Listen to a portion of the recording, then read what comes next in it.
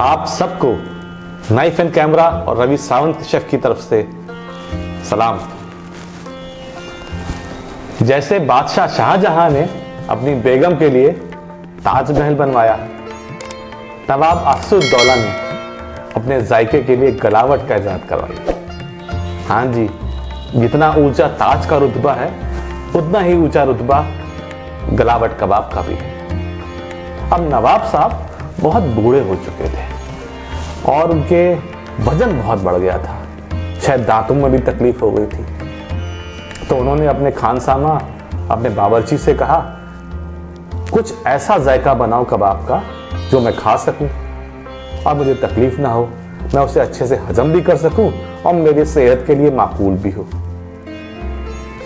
तो एक टीम गठित हुई जिसमें यूनानी डॉक्टर भी थे, आयुर्वेद डॉक्टर्स भी थे और बड़े बड़े खानसामा थे, और उन्होंने इजाद करी गलावट कबाब की, जिसमें गलावट की तरह इस्तेमाल हुआ पपीता। पपीता में एक एंजाइम होता है जिसको बोलते हैं पेपिन, जिसकी वजह से गोश्त गल जाता था। उन्होंने कटल फिश यानी कि समुद्र का फेना डाला, जो जिसकी वजह से हाजमा बड़ा अच्छा हो जाता था। बेसिकली ये कैल्शियम क्लोराइड ही होता है।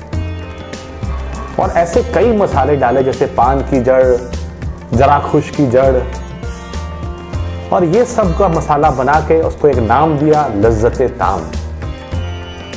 और ये मसाला कबाबों में इस्तेमाल होने लग गया और इसको कबाब को उन्होंने धुनार भी किया, यानी कि स्मोकिंग विद चारकोल। तो नवाब साहब जब भी खाते तो उन्हें smokiness, softness and light on stomach सब मिलता। तो आज इसी कबाब के बारे में जानेंगे, सीखेंगे। पर मैं आपको कॉशन कर दूं, इस कबाब को सीखने के लिए पेशेंस चाहिए, क्योंकि इसके मेन इंपॉर्टेंट दो चीज हैं, एक तो इसका मसाला और एक तो कीमे का टेक्सचर। तो अगर ये दोनों चीज बैलेंस नहीं हुए, सही नहीं हुए, तो गलावट सही नहीं बनेगा। आप बनाएंगे गलावट और बन जाएगा वो कटलेट। तो चलिए सीख लेते हैं आज गलावट बनाना हमारे इस मधुर संगीत के बाद।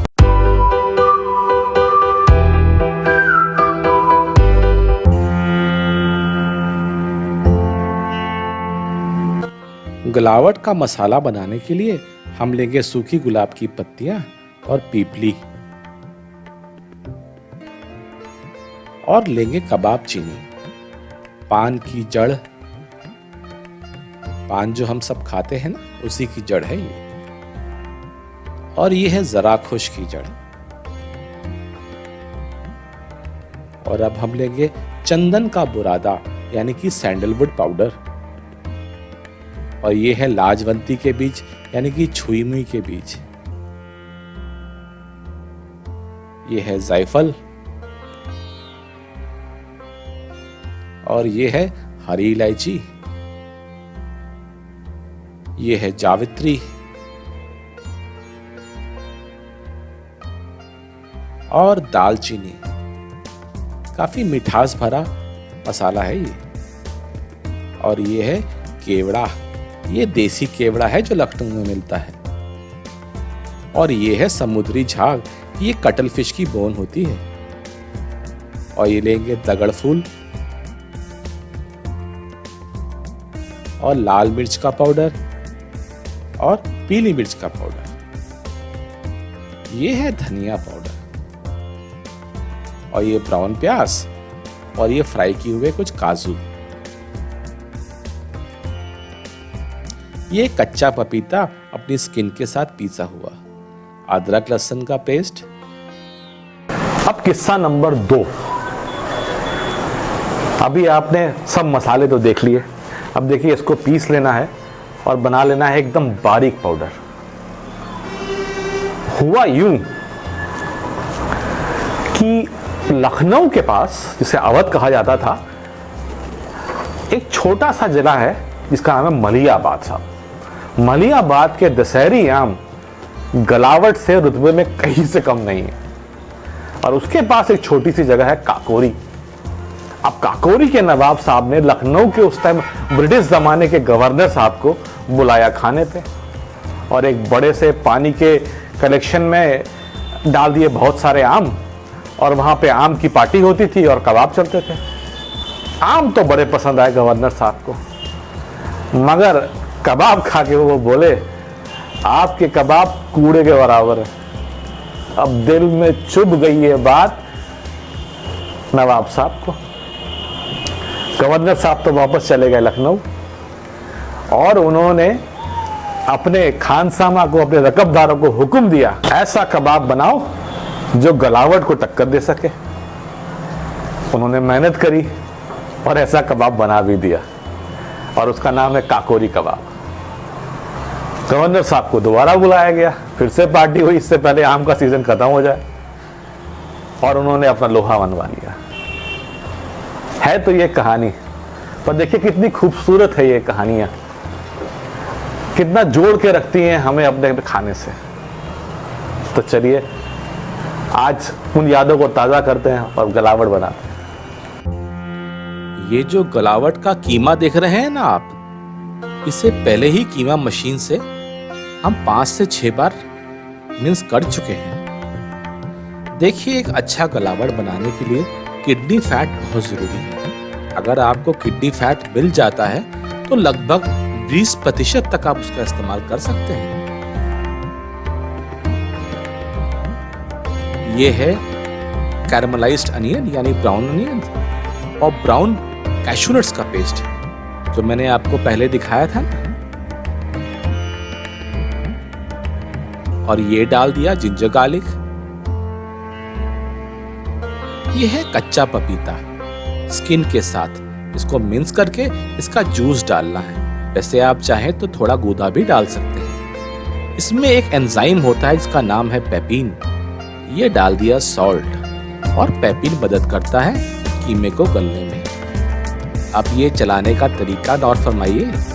हमें कीमे को अच्छे से गूंदना है, इसको हाथ से, अपनी हथेली से अच्छे से मलना है ताकि कीमा खिल जाए और इसके रेशे अलग अलग हो जाएं, ताकि जो हमने गलावट डाली है ना वो कीमे में अच्छे से रस बस जाए। ये चलाने का तरीका बहुत जरूरी है, इसे अच्छे से फॉलो करिएगा।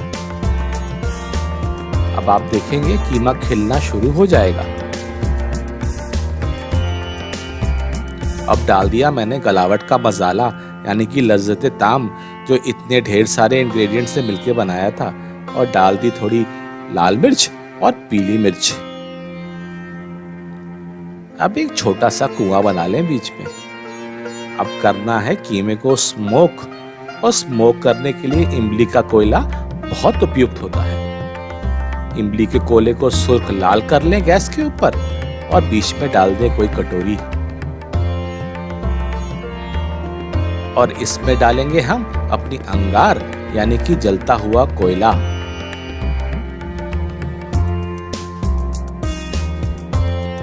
ये आ गया कोयला। अब डालनी होगी 2 से 3 अदद लौंग, और अब डालेंगे इसके ऊपर हम घी। मैंने आपको पहले भी बताया है कि फैट से ही स्मोकी फ्लेवर आता है, और हमारे कीमे में तो अब बहुत फैट है। और घी डालते ही बहुत ही सौंधी खुशबू आएगी, और इसको अब ढक्कन लगा दें। अब 2 से 3 सीरियल आराम से देख लीजिए, वही कम से कम 2 घंटे लगने वाले हैं कीमे को गलावट होने में।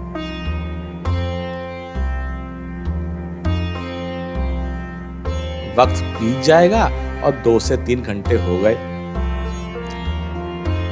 अब एक काम करते हैं, निकाल देते हैं अपना कोयला जो अब बुझ चुका होगा, और डाल देते हैं थोड़ा भुने चने का पाउडर। ये थोड़ा बाइंडिंग एजेंट का काम करेगा, मगर इसे ज्यादा मत डालें। ये डाला मैंने गुलाब का तेल, इसका वीडियो तो मैं पहले ही बना चुका हूँ, लिंक में छोड़ दूंगा, एक बार जरूर देख लें। अब फिर से समय आ गया कीमे को एक मालिश देने का। अच्छे से हथेली से रगड़ते हुए कीमे को मालिश दें, रेशा रेशा ताकि अलग हो जाए। अब आप देखेंगे कीमे में कितनी चिकनाहट आ जाएगी।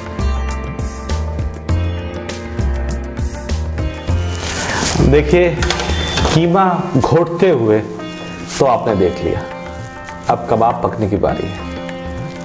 ये कबाब इतने डेलिकेट होते हैं कि विश्वास मानिए इनको उठाना मुश्किल होता है।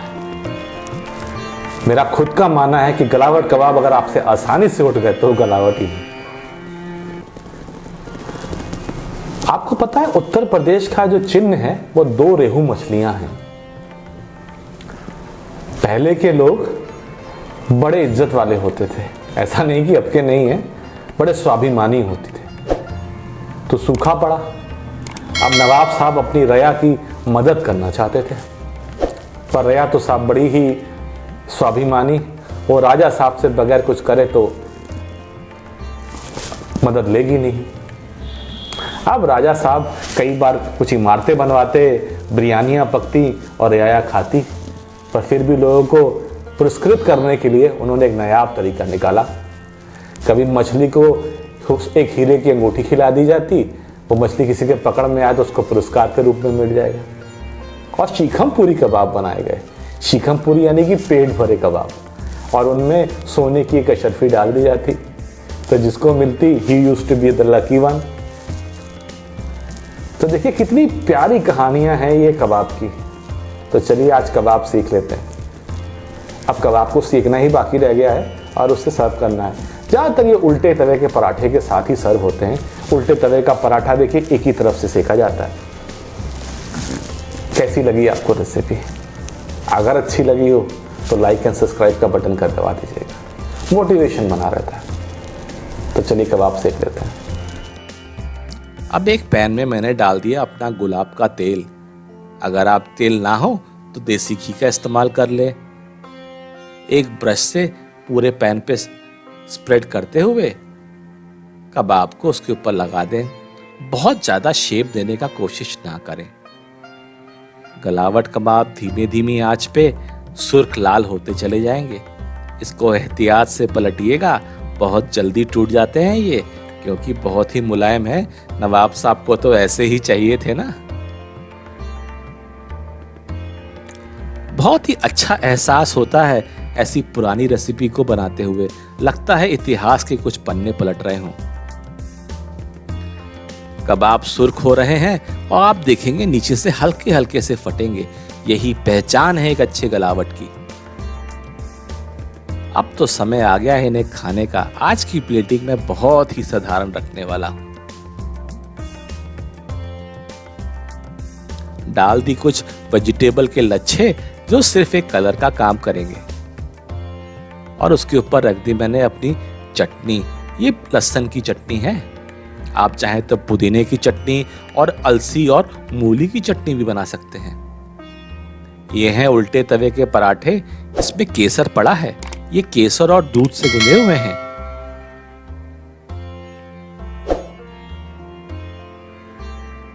अब आ रही है सरताज की आने की, यानी कि हमारे गलावट कबाब।